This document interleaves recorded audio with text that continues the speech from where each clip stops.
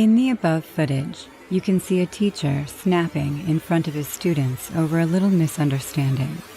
The teacher gets so angry that he starts damaging the school property while screaming like crazy. The following animation is loosely based on this scary footage. I was in high school when this incident happened. We had a chemistry teacher who suddenly left the job, and a new substitute teacher came in his place. On the day of our first class, everyone was sitting in the classroom, waiting for the new teacher to arrive. I was scribbling in my notebook when I overheard a conversation between my two classmates sitting right beside me. Really? Is it true? Yeah, man. I heard the janitor talk to the cafeteria cook yesterday about Mr. Nevis's sudden transfer. But I heard he quit. No, you heard it wrong. He was made to quit, so the principal's friend can get the job. I heard he's a very freaky-looking dude. Why? What does he look like? The janitor said that he looks like a mad scientist. He was sent to the mental institution for treatment, but now he's back. I don't think some lunatic would be allowed to teach us. After all, it's about the students' safety. No one gives a damn about the students. The mad scientist guy will be here any moment. You can then judge on your own.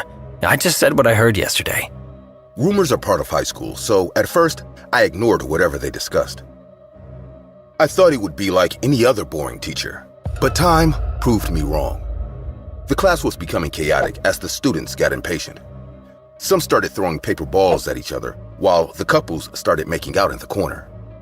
Everyone was highly distracted when suddenly, the classroom door slammed open like someone kicked it from the other side, and a crazy-looking man entered the classroom. He had a messed up, electrocuted hairstyle with a very freaky-looking nose. The man had a bunch of books in his hand and slammed them on top of the teacher's desk and then screamed in a high-pitched voice. I won't tolerate any kind of nonsense in my class, you two. Stop shoving each other's tongues in your mouths and take your seat. His appearance was intimidating, no doubt. All the students went quiet immediately and took their seats. He then grinned, really huge, and slowly scanned the classroom with his vulture eyes. I will teach in my own unique way, so anyone who has a problem with that, get out of my class right now! Again, no one replied and just sat shocked and terrified. He then picked up a chalk and wrote his name on the board. He slowly turned back at us and said, No sir, no mister, my name is Dr. Vink, and all you will call me that, understood? None of us knew what to say, so we remained quiet, and he screamed again. Answer me, you morons! We said yes, being all frightened. Dr. Vink indeed had a very weird way of teaching. In the first class, he made us rip our chemistry book pages and throw them in the class dustbin. Our school football team captain, Jack, tried to protest, but Dr. Vink shut him up, saying, Are you one of those popular kids who's planning to get a scholarship based on a stupid game? Excuse me? I am here to teach you, so the doors are open and the football ground is outside. You are most welcome to leave any minute. After that, Jack sat down and never spoke a word again. Everyone knew how important the chemistry scores are to land a good scholarship, so we all did exactly what Dr. Vink told us to. One thing that always struck odd to me is that he never talked to the other teachers in our school. I never saw him eat in the cafeteria either. Once he was done with our class, he went straight to the chemistry lab and spent the entire day till school was over. He never took us to the lab after joining us as our chemistry teacher. And whenever any student asked him about that, he always said, The lab is under maintenance. I am running my own experiments there. I will take you in once I am done. No student ever complained about this because they knew Dr. Vink will make their life miserable if he finds out we ratted him out. And he will find out. Apart from his craziness, he was a good teacher. The way he taught chemistry actually started making sense to me. Even the stupidest students always paid attention in his class. The overall grades started to go high, so the parents and school authorities stood out of his way too. But sometimes I felt he gave good grades just to keep himself out of trouble. He kept everyone happy by providing this delusion that our school chemistry standards had gotten higher since he joined. One day, he took a surprise test and everyone passed. My friend Kyle and I were discussing our papers when I noticed I had made 2 terrible mistakes, but Dr. Vink still gave me an A. Thinking he might have overlooked it, I went to him with my paper and said, Sir? Dr. Vink! Yes, I'm sorry, Dr. Vink. I've made mistakes here, so the grade should be B+, not an A. I think you overlooked... My. Aren't you the flag bearer of truth? What? You don't want good grades? No, it's not that. I just want to know if I'm actually getting good at chemistry, and wrong grades can cloud my judgment. What do you want to be after you finish high school? I was thinking of applying for a scholarship at NYU. I want to study history. There, you have your answer. Sorry, I don't understand. You want to study history, so shut your damn mouth and go to your seat. It doesn't matter if you get an A, a B, or a C in chemistry, you moron! I felt very insulted and couldn't help but answer him back. It does matter, Dr. Vink. And you are the most pathetic teacher I have ever seen in my life. You are basically lying instead of preparing us for the future. You're desperate to stay in this school. Maybe because you know what a big failure you are in real life. The entire class got silent and stared at us. Dr. Vink's face started to turn red in anger. He suddenly got up from his chair and grabbed the laptop on his desk and started slamming it on the table while screaming like a lunatic. How dare you talk to me like that? How dare you? You incompetent, moronic fool! The laptop shattered into pieces. He started kicking and destroying everything he could find in that classroom. Being freaked out by his behavior, all the students ran outside screaming for help. The principal and other teachers arrived, but none of them could even get one step close to our mad chemistry teacher. He just snapped and kept demolishing the school property. Having no other option left, the school authorities called the cops. Even when the cops were dragging Dr. Vink out of the classroom, he was kicking in the air, spitting everywhere, and threatening to kill us all. I will be back, morons! They can't keep me behind bars forever! And next time, I'll burn this school down to the ground! I will dance over your ashes! My name is Dr. Vink, and I will have my revenge! The principal was bashed by the student body and the parents for hiring someone with such a traumatizing mental state. What scared our town was when the cops searched our chemistry lab, they found explosives and highly dangerous chemicals made by Dr. Vink. He actually wanted to blow this place up. If I hadn't confronted him that day, then probably this mad scientist would have been dancing on our ashes after burning the school down to the ground. Hey guys, I hope you're enjoying the video. If so, please leave a like. And also, a small percentage of people that watch my videos are actually subscribed. If you want to support this channel and make this channel reach the 1 million mark, please consider subscribing. It's free and you can change your mind later. Enjoy. In the above footage, you can see a teacher yelling and insulting a little girl in front of an entire class. The following story is loosely based on this horrifying footage and will be presented as a dramatized animated version. Being a parent is not easy, and I understood that when I became a mother. I wanted to protect my daughter in every way because I remember that one event of my life which left a forever cursed mark in my memory. I was 10 years old. Both of my parents were doctors, so they enrolled me in a boarding school which had a very strict schedule. Even though other students were as miserable as me, I was scared to death by this one particular teacher. His name was Mr. Perrin, and he was a crazy guy. He used to teach our English classes, but was terrible at it. He yelled more than he taught us. I hated him unlike anything. I wanted to run away from that school, but I couldn't. Every day, Mr. Perrin would enter the class, saying his usual catchphrase, Let's start, idiots! We were poor kids who remained quiet and succumbed to his insults every day. But one day, things became too intense. I was having difficulty understanding a lesson when Mr. Perrin called me to the blackboard. Where is your mind, Susie? This is a very easy thing. How can you not understand? I'm sorry, but Is your brain stuffed with garbage? I'm trying hard, but you scream a lot. Oh, now it's my fault that you're dumb. If that's anyone's fault, Susie, it's your parents. Surely they must be stupid too. While yelling, he poked my head so hard with his finger that I almost got a dent in my skull. It was practically a violation of teaching conduct, but as I said, I was staying in a boarding school, and I was too scared to think it through. Mr. Perrin pointed at the classroom door and yelled one more time. Get out of my class, you idiot! I left the class in tears. Saturday was 2 days later, so no way I could see my parents and tell them about this scary teacher. After school hours, I went back to the hostel and was sitting alone when my only friend Tamara came to me. She sat beside me and said, "Don't be sad, Susie. Mr. Perrin is evil. He insulted my parents today. I'll tell Mommy and Daddy to teach him a lesson. You don't have to wait that long. We can do this too." "What? How?" "Come with me."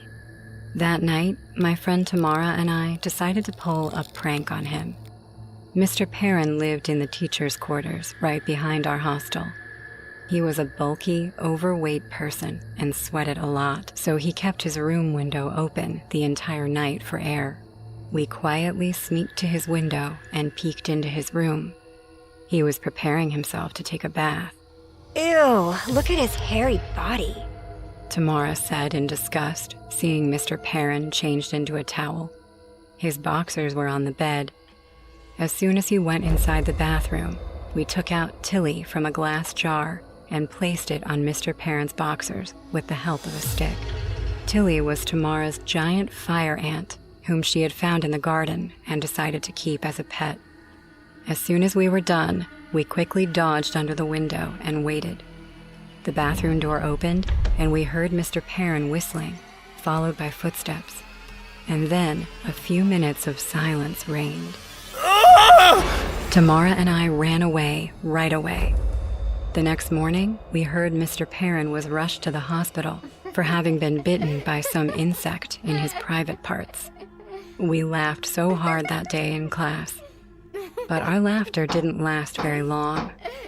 The next day, Mr. Perrin was back. His walk was kind of funny because of the injury, but his face was 10 times scarier. His bloodshot eyes were bulging out in anger. Grinding his yellow teeth, he yelled, I know it wasn't an accident, and I know someone from this class sneaked into my room window last night. I heard running footsteps when the ant bit me.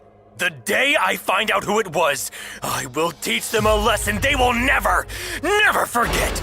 Tamara and I exchanged a fearful look, and I saw a creepy grin appear on Mr. Perrin's face. Surprisingly, he didn't yell at us the entire class. We went out for recess. There was a big jungle gym located at the end of the playground. I was sitting under it, regretting that prank, when I heard footsteps at some distance. I looked up, and what I saw chilled my bones. Mr. Perrin was standing right in front of me with a psycho smile. He stooped down to my level, brought his face extremely close to mine, and said in a scary voice, It was you, Susie, wasn't it? What? What are you? Do you think I am stupid like your parents? Saying this, he grabbed me by the shoulders and started shaking me violently while laughing and screaming like a deranged lunatic. Do you know what I'll do to you? I'm gonna take off all your clothes and feed you to a heap of fire ants. You will scream louder than me, and I will enjoy your cries for help. I will soothe my ears to that joyful music. I will make you pay. Help! Help me! I was too small to free myself from his grasp. Suddenly, all the other kids on the ground started screaming as well, seeing Mr. Perrin's outburst. The teachers came and separated him from me after applying great force. I must have fainted during that psychotic episode because I don't remember a thing except for Mr. Perrin's scary face. My parents reported him and he was fired from the school. I was also sent to stay with my grandparents. It felt bad to leave Tamara there, but I needed more attention and care after undergoing such trauma. My grandparents took me in with a lot of love and care. I don't know where Mr. Perrin is now, but I hope I never meet such a terrible teacher ever again. In this video, we can see how a music teacher behaves violently with his students. In this animated dramatization, we will see how a joke played by some of his students turns into the worst day of their lives. I love music. Since I was a child, I've been in contact with it because my parents were part of a well-known musical duo in which my mom was the pianist and my dad was the singer. Whenever they would take me to their shows, I would look at them amazed, thinking that I wanted that for myself in my future. I tried several instruments, but I was definitely in love with the violin. The lessons at my school were not enough for me, so I went to private lessons to perfect my technique. When I was in school, I was way ahead of the rest of my classmates. Our music teacher, Mr. Langsley, was a substitute and seemed like a great man. He loved the violin more than his family, and in the first lesson, he didn't hesitate to show us how talented he was with it. But of course, appearances can be deceiving. As the months went by, he showed us that he was a highly unstable person. Every time one of the students played badly, he would get angry and scream. He never had a problem with me, as I was the best student, but that didn't mean I approved of how he disrespected my classmates. We were coming to the end of the school year, and my friends and I weren't going to leave without playing an innocent prank on him. Are you sure about this, guys? Sure, why not? I mean, with the rest of my grades, I could have easily taken a nap in class and still passed. Yeah, he can't fail us. But what about you, Evan? I already disapproved, but it won't change anything. Then it's all settled. How will we do it? Basically, we'll play all the instruments wrong. We'll start with one, and then another, and so on. Oh my god, he's gonna go crazy! When the professor entered, everything went according to plan. Langsley got angrier and angrier. The fact that even I had failed made him realize that we were playing a joke on him, and he didn't take it well. He pounded his fists ferociously on the table and gave a war cry. No one was scared.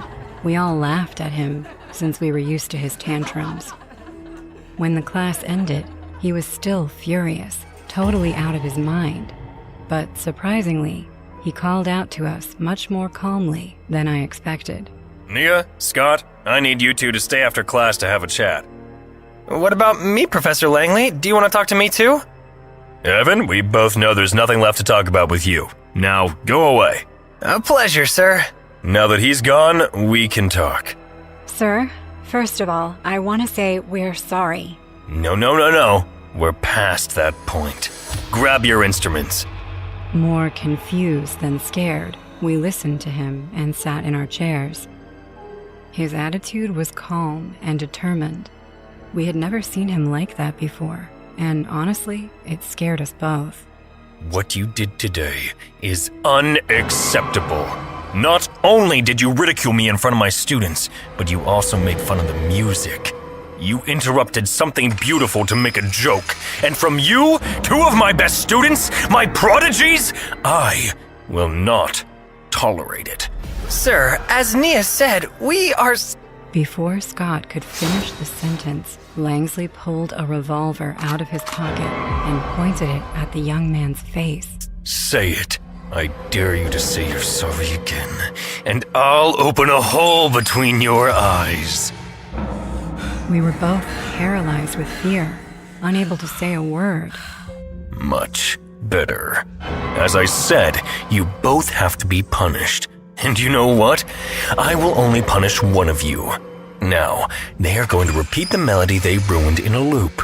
Each time they will do it faster, and the first one who ruins it again will be punished. What do you think? Have you lost your mind? I won't play any damn music. Let us go, or we're gonna call the police. My life is over. You can call whoever you want, but first, you must survive this afternoon. Now, both of you are going to play as if your lives depended on it. Understand? We both nodded, and with his direction, we began to play. I always played the violin with calm and happiness. I felt how the music passed through my body. It was poetry.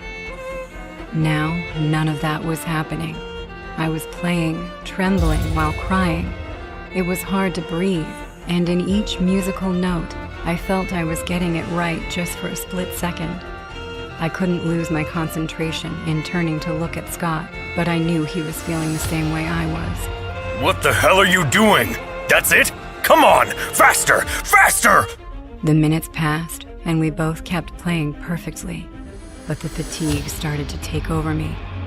My wrist hurt like hell, and my arm burned like never before. Without realizing it, I had begun to sweat. And I call you prodigies? You're a damn joke! And if you don't pick up speed, I'll kill you both now! Crying, I bit my lip and gave a desperate scream, closing my eyes as tightly as I could as I stopped feeling my arms. All I could think was faster, faster. My mind went blank. I felt like I was going to fall at any moment. I couldn't do this for another second. I felt a screeching sound on the violin. Had it been mine? Had it been Scott's? I opened my eyes as I felt a cold metal on my forehead. You can stop. You won. I turned and looked in Scott's direction. He was crying inconsolably, staring at the ground. Never, never disrespect music again, Nia. Now go. With no strength to answer him, no strength to fight or try to save my friend, I stood up and walked toward the door. My legs were shaking, and as I looked at them, I realized that I had wet myself. Walking with great effort, I reached the exit door, and crying, I looked at Scott. Scott, I'm sorry.